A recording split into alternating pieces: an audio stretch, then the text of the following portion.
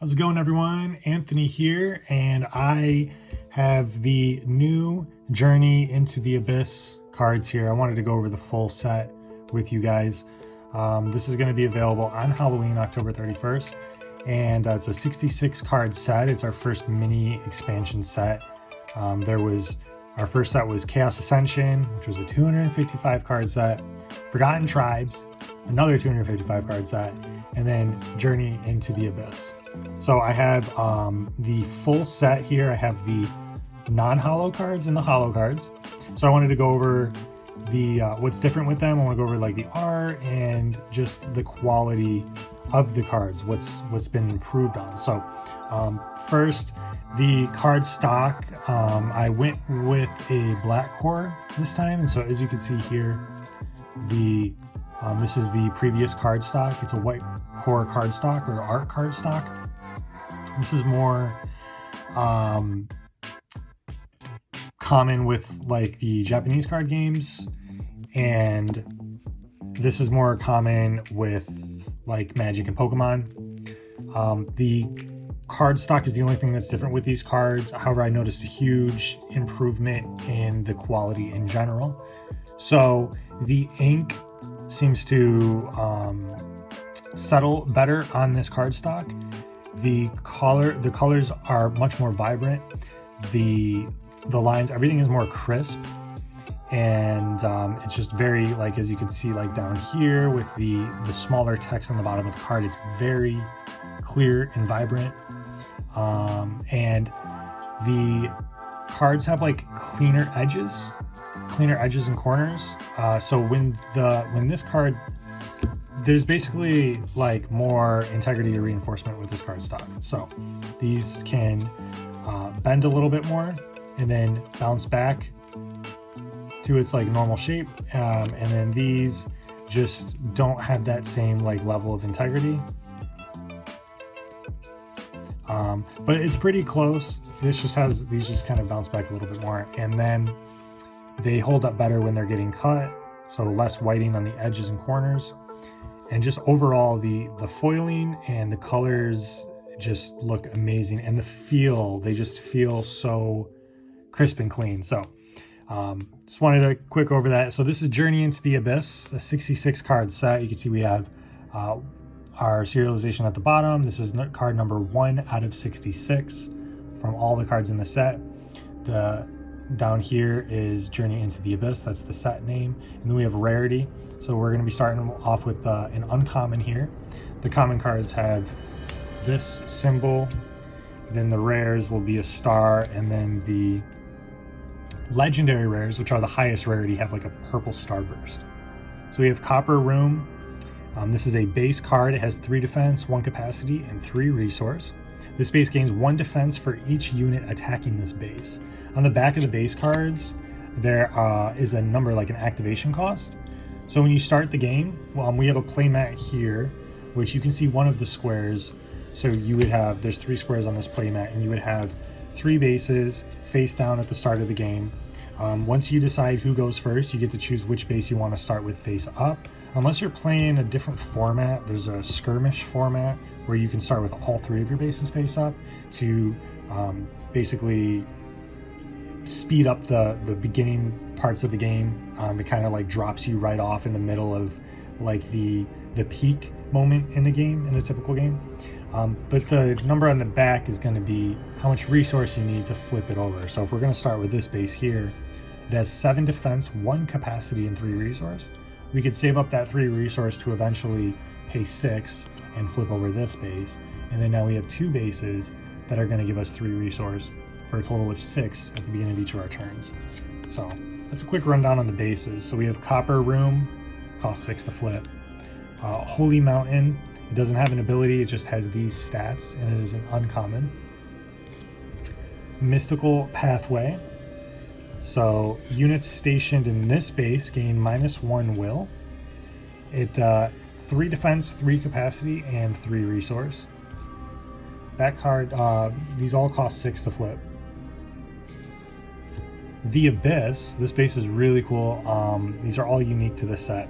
And also we have the set symbols down here. So there's the Journey into the Abyss owl set symbol, and then in Forgotten Tribes we have this like sort of like wave logo, and then in Chaos Ascension, because it was a like self-published sort of Kickstarter set, we have the Legion's eyeball where like a Kickstarter logo would go.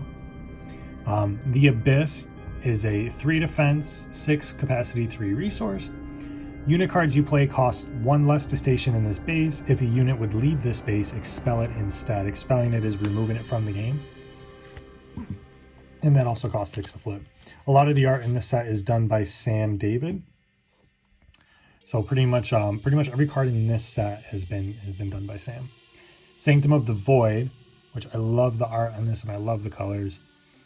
It's a 9 defense. This is like the highest defense base in the game, but it has 0 capacity, and it produces 4 resource, which is pretty good. 4 resources, right around where you want to be. But you can't place any units in here, but it does have pretty high defense, and that also costs 6 to flip. We have Septorian Forum. As long as you control Septorian Tower, Septorian Forum gains +2 capacity, and then it has those base stats there. And then we have Septorian Lodge, which only costs 3 to flip, so it's one of the cheapest bases to flip over. It only has 2 defense, 4 capacity is good, and 2 resources not that good. But for 3, it's really, really easy to flip. If a non-Septorian unit would enter this base, expel it instead. So it's really just a Septorian specific base there. And then we have the top half of Septorian Forum, which is the Septorian Tower. So the Septorians are this like sort of secret society cult in the game, and our main protagonist, Iconai, was the youngest member to join the Septorians at 13 years old, and then what's taken place in this set is Iconai's departure from the Septorians. And so what's taking place in this set occurs before Forgotten Tribes, which occurs before Chaos Ascension. So this is the first of 3 sets released. This is the first like timeline. So we have Opal Pillar. This is an upgrade. Now upgrades in this game, you pay the costs and then you attach it to a base. It does take up capacity, but oftentimes it'll pay for itself. It'll net you 1 capacity, and then so it just kind of pays for itself. But it also increases other base stats. In this case, it adds 1 defense to the base and 1 resource at the start of your turn. This one, Opal Pillar, if you control an Obsidian Pillar, Orpiment Pillar, and Diamond Pillar, this upgrade gains +2 defense, +3 capacity, and +2 resource.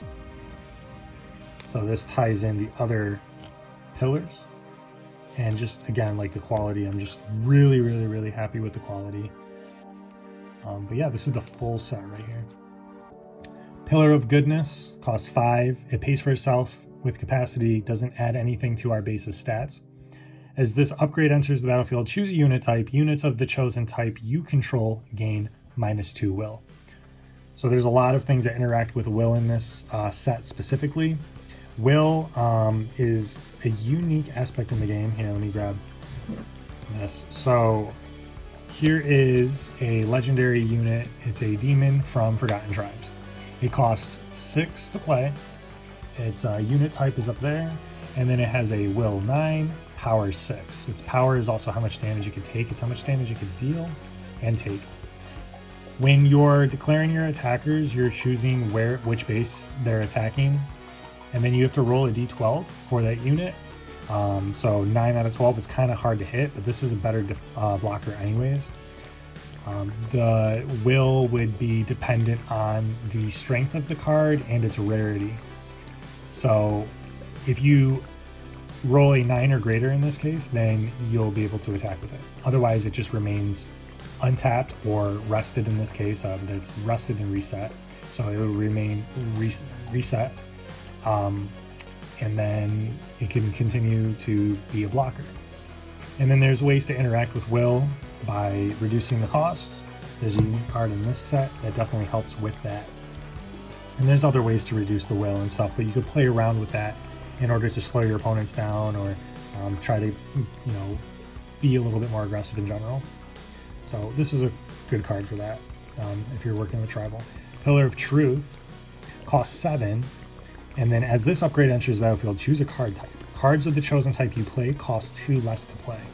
So this counters a card Dimensional Protection from the first set, Chaos Ascension, which taxes you for 2. So all cards your opponents play cost 2 more to play. So this will reduce that for a specific card type, which you would probably choose units, maybe actions though.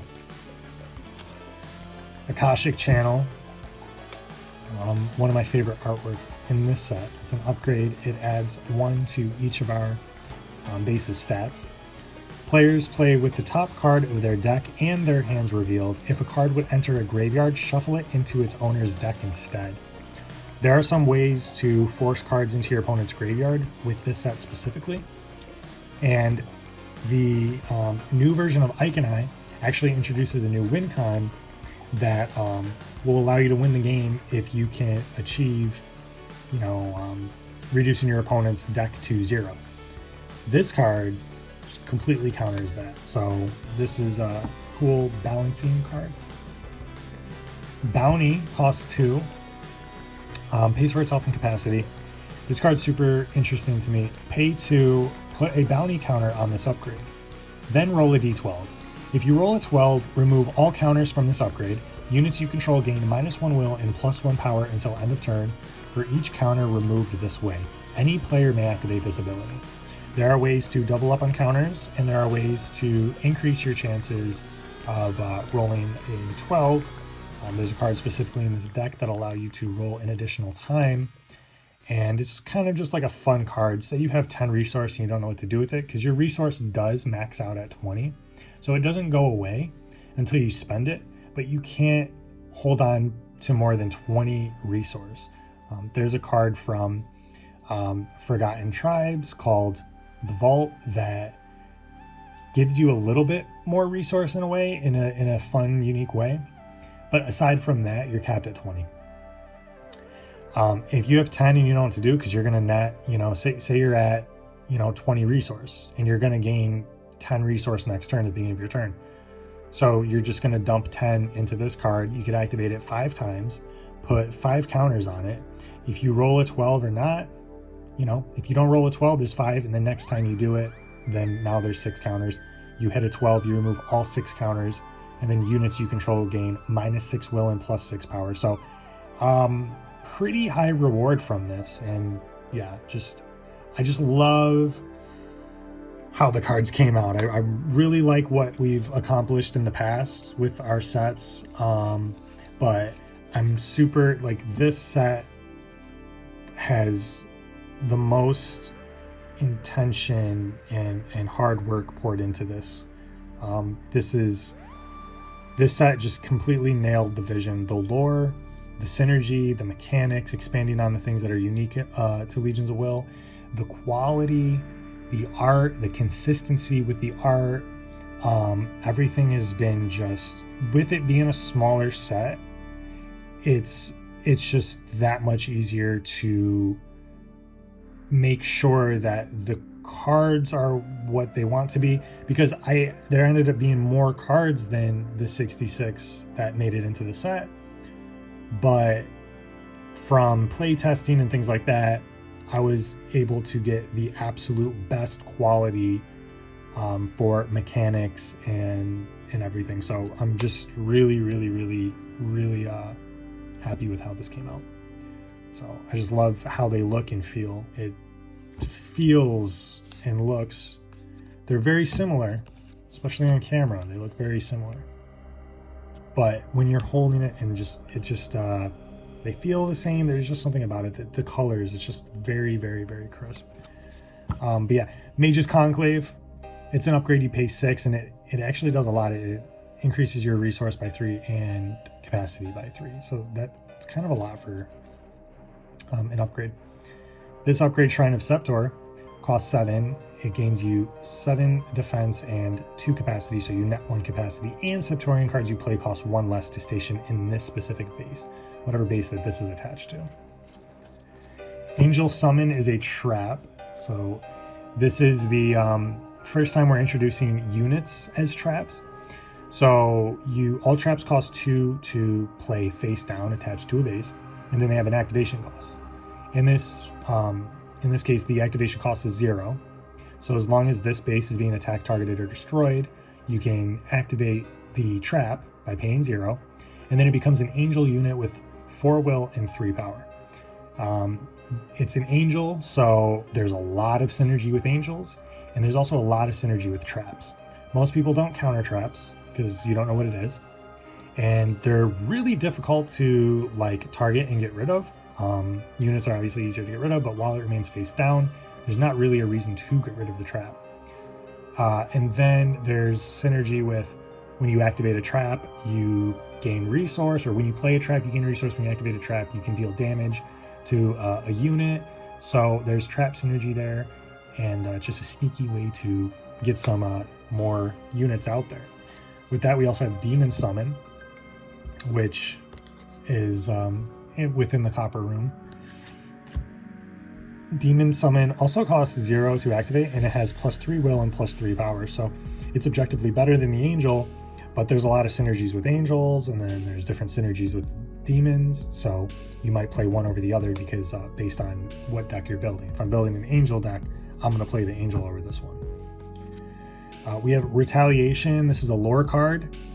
You can see the Shrine, Shrine of Septor, the Septorian Tower, Septorian Forum in the background, and these are in the woods here. And this is on fire, and then they're all like kind of like heading out into the woods to hunt down Iconai because there's like a bounty on him. But this is a trap. You can pay 3. Until the end of your next turn, units you control gain -1 will for each rested unit you control. So you have this sort of like revitalized aggression, even though your units might be like fatigued. There's this like resurgence of aggression. So that's kind of the idea with that card. Shadow Summon is another unit. So there's Angel, Demon, and Shadow. Shadow has very high will. So objectively the worst of the 3. It becomes a shadow with 7 will and 2 power, but shadows tend to have high will and low power, and there's a lot of synergy with units that have high will, low power. So you could flip it and give it 2 will, 7 power, which makes it really strong. And there's just other synergy with shadows as well. Eradication, this is after they've all moved into the woods. This is another lore card. You can pay 3, roll a d12 to destroy all attacking units with will less than or equal the result. So if we roll a d12 and we get a 6, all units that are attacking with will 6 or less are destroyed. No questions asked. Lone Departure, this is another lore card that took place before our previous card, Retaliation card. Pay 3, return target unit to its owner's hand, roll a d12. This trap deals damage equal to the result divided among any number of target units. So it's kind of just like a little last resort card. If the base is going to get destroyed, which it clearly is in this picture, you could bounce a unit you control to your hand, and then you could just deal a little bit extra damage. If you only have 1 unit, you can get that unit out of there and at least deal some sort of damage to any unit. It doesn't have to be attacking. Bind the Assault is a rare trap. This is Angel of Revelation art, and let me get a close-up on that. Pay 4, each opponent skips their next reset phase. So pretty simple. Absorb, this is part of a trio of cards here. Absorb is an action. Pay 3. Look at the top card of target player's deck. You may put that card on the bottom of that player's deck. Absorb deals 3 damage to target unit that player controls. You may return target card named Transformation from your graveyard to your hand. So I'm going to put that off to the side for now so we can revisit that in a minute. Active Truce is a lore card. It costs 2. It's an action. Actions can be played at any time during the game in response, as long as you have like priority essentially. Reset all attacking units, prevent all damage that would be dealt this turn. We have Conspiracy. It costs 6. It's an action with Redeem. So if this is in your hand and you don't want to play it for whatever reason, then you can just pay 6 to dump it into your graveyard. Choose a unit type. Units of the chosen type have base will 3 until end of turn. Could be a game winner card. And I like the art. I like all the Septorians in there. Now this card, God's Will, costs 2 as an action. This is definitely a staple card here. It's a pushed common, but it's, again, like kind of like a staple card. This is definitely something that you're going to want to be running in pretty much any deck. You have to, basically the only way to win is with units, so this is going to be effective for you. Roll a d12, put that many will counters divided among any number of target units you control. Units with will counters gain -1 will. So it's just a static reduction on the will. So you roll in an 8, divide 8 counters among any number of units you control. It could be 8 counters on 1 unit or 4 counters on 2 units, and so on. That's very easily going to make it so those units attack almost every time. I play this card a lot. It's a ton of fun. It definitely speeds up the game, and but with it being common, it's pretty much an even playing field. It kind of changes the game in a way. Imposing Paranoia costs 3. Target player puts the top 3 cards of their deck into their graveyard.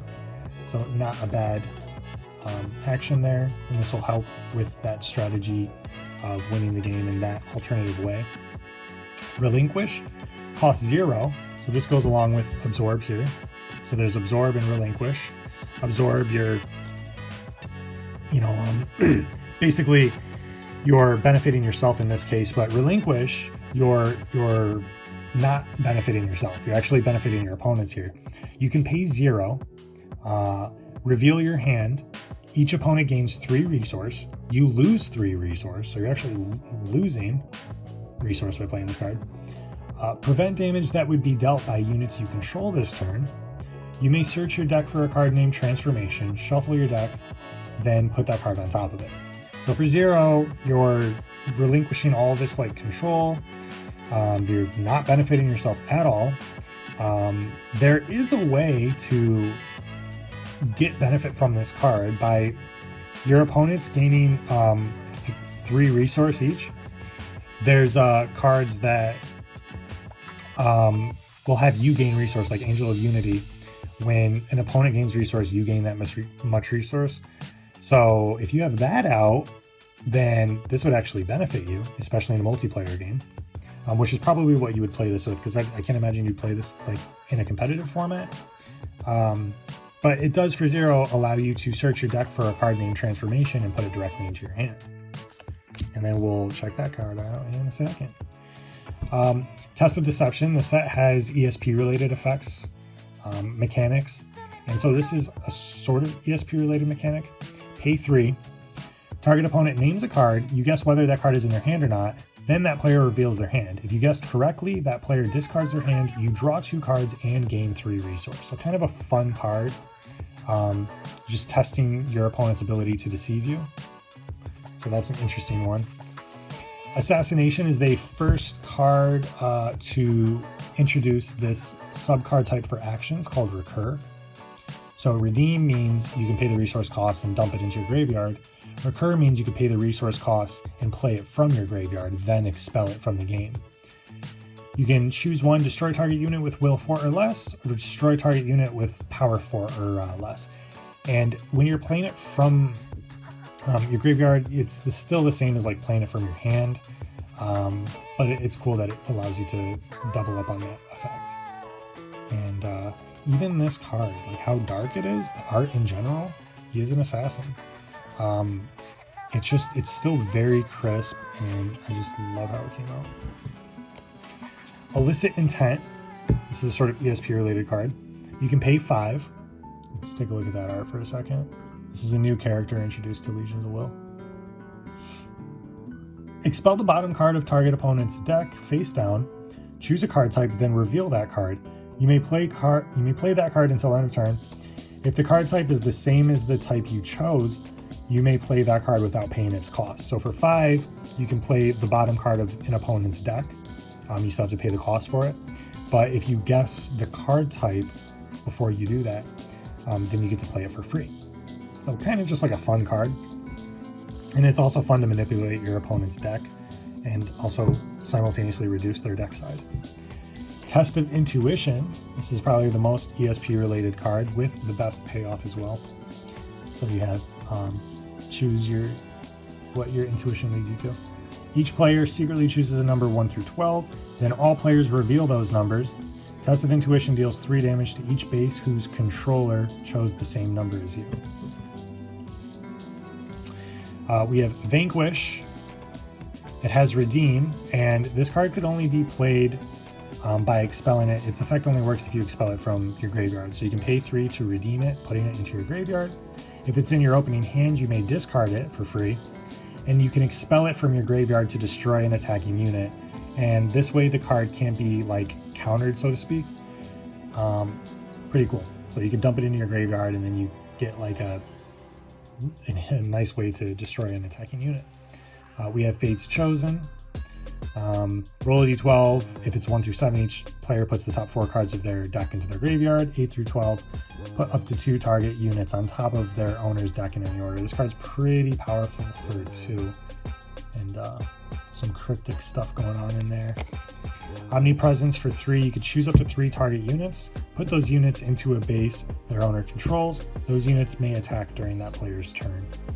Because otherwise, if you move bases, if you have a unit and you move between bases, it can't attack. But otherwise, there's no like quote summoning sickness or whatever. If you play a unit, you can still attack as long as it's not the first turn of the game. Updated artwork with Premonition. So it's a 4-cost action that allows you to search your deck for any card and then put it into your hand. And then there's Transformations. Transformation costs 9. It's a legendary action. Legendary cards are, if they're permanent, there's a sort of battlefield restriction to them. You can have more than 1 legendary permanent under your control. All legendary cards in general, and they'll say legendary up here as the super type, those have a deck building restriction. So you can only have 1 of that card in your deck as a deck building restriction. So loving the artwork on this, and in foil, it looks really nice. And I might have to split this up into another video, and I'll go over all the foil cards. I guess there's going to be more of like a lore and gameplay background with the set. This card costs 0 to play as long as you played a card named Absorb or Relinquish this turn. So Relinquish, you get to play that for free, then play this for free. Shuffle up to 3 cards from your graveyard into your deck. Draw 3 cards. Units you control gain -3 will and +3 power until end of turn. Then this goes into your graveyard. If you end up drawing Absorb out of one of those cards, then you can play Absorb and then bring Transformation back from your graveyard to your hand. And then you can play this card again, and then this would go back into your graveyard. And you can probably do this a few times. It's a lot of fun. It's not that hard to pull off. It's not that easy to pull off, but super fun little 3-piecer. And now for units, we have Angelic Invocator, costs 3. It's a human Septorian with 7 will and 2 power. You can rest it, tap it. Angel cards you play cost 1 less to station in this base until end of turn. We have Aspiring Confidant, just a human, and he has 11 will and 4 power. Pay 0 to roll a d12. This unit gains -X will until end of turn, where X is the result. You can activate this ability only once each turn. So if you happen to roll, 7 or greater, then it's very likely to attack. But for 2, it's a pretty fun common effect. Cursed Relic costs 0. It's an object. Most objects can attack. At the beginning of your pre-battle main phase, you lose 2 resource. Pay 1, target opponent gains control of this unit. Prevent all damage that would be dealt by this unit. This unit can't attack. So you can play this for 0. You can pay 1 to give ownership of it to, or control over to an opponent, and then just drain their resource during their turn by 2 and try to get a few of these out. It's kind of just like a fun little shenanigans card. Demonic Invocators, like Angelic Invocator, cost 3, 6 will, 3 power. Rest. Demon cards you play cost 1 less to station in this base until end of turn. We have Fervorous Apprentice, costs 3. When this unit enters a base, choose a number, then roll a d12. This unit's will becomes 0 and gains +3 power until the end of your next turn, as long as the result is the same as the number you chose. So this is kind of like an ESP card. If you guess the right number and then roll, then you get free to attack for free, a 0/7 for 3. Pretty high reward for that. And there's cards, like I said, that'll increase your chances of getting the desired result by rolling multiple times. Fiendish Defender is probably a pretty pushed common, actually. It only costs 1 to play. It's 6 will, 3 power.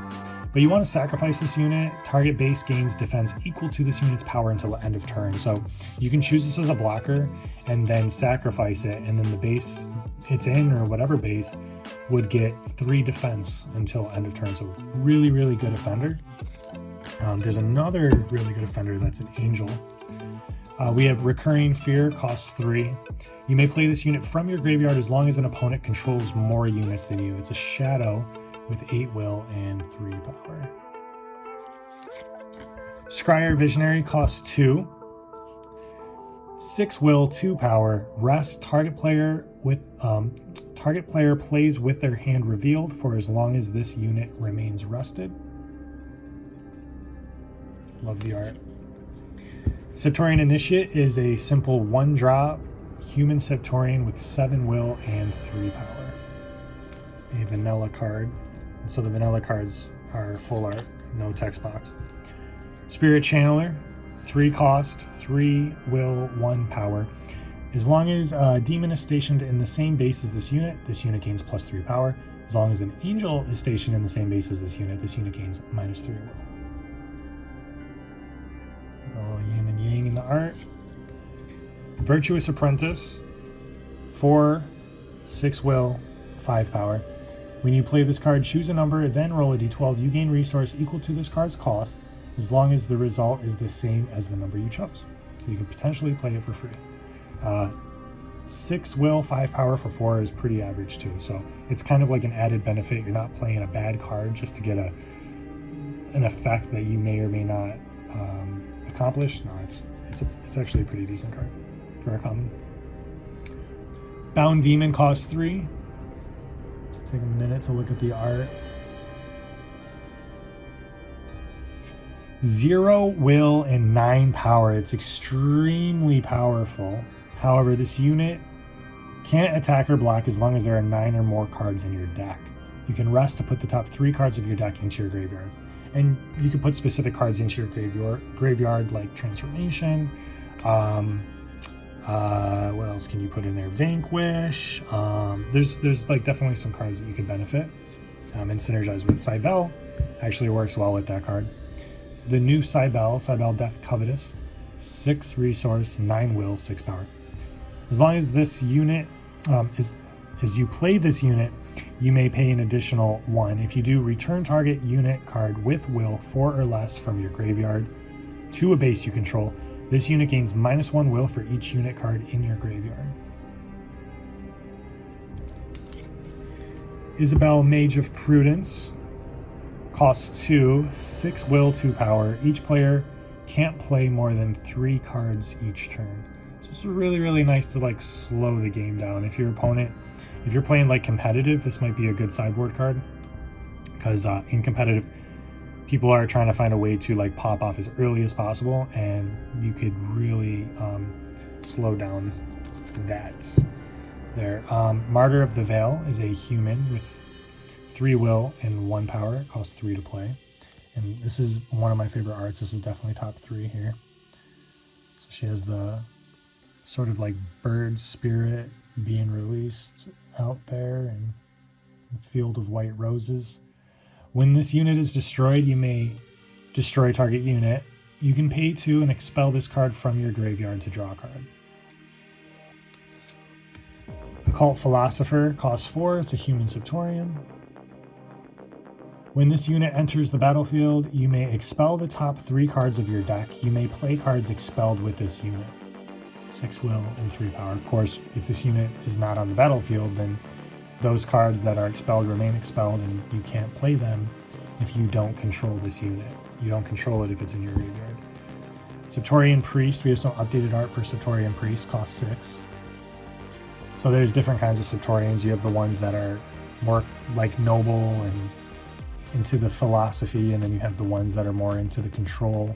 It kind of goes back to the absorb and relinquish. So some that are more interested in like the absorb aspect of things, and then the others that are into the relinquishing. Both will bring you to the same transformation. However, sometimes it's just dependent on the path that you wish to go on. Septorians you control gain -3 will. That includes Septorian Priest himself, which makes this a 3/5 for 6. So pretty tough. Starved Assassin costs 4. It's a 1 will, 5 power. This unit gains +1 will for each resource in your reserve. So if you get this out on turn 1, you gain 4 resource at the start of your turn. You use that up to play Starved Assassin, and then it's just a simple 1/5, and it can attack pretty much for free, pretty easily. Warding Spirit. Prevent all damage that would be dealt by this unit is a 0 will, 6 power, and only costs 3 to play, so it's an excellent blocker. Not easy to take out with 6 power. And then just look at that art. This is what Legions of Will is all about. So if you're into this kind of thing, this is what it's all about. Cool angels and demons. Angel of the Abyss costs 6. 5 will, 6 power. Whenever this unit deals damage to a base, instead that base's controller puts that many cards from the top of their deck into their graveyard. This will work well with Iconai. You can increase his power very easily by it being an angel and having lots of these like tribal sort of effects. And just at the very least inconvenience your opponent. I mean, they don't technically lose unless you have Iconai out, but if they don't have any cards to play, then they're most likely just going to concede anyways. Then there's a lot of cards if you're playing demons, for example. So this card works well with angels and demons. If you're playing demons, demons tend to benefit from your opponent having cards in their graveyard. So you can just kind of use this to just beef up your demon deck or try to win with Iconai. Celestial Angel, Star's Fate. This is a new Celestial Angel that costs 4, 5 will, and 3 power. If you would roll a d12 except during your battle phase, instead roll an additional time and ignore one of the results. So you can increase your chances to hit the bounty, or use that to help with your ESP training. Nico the Adept costs 7, 9 will, 1 power. Whenever a unit you don't control attacks, you may roll a d12. If the result is greater than that unit's will, remove it from battle.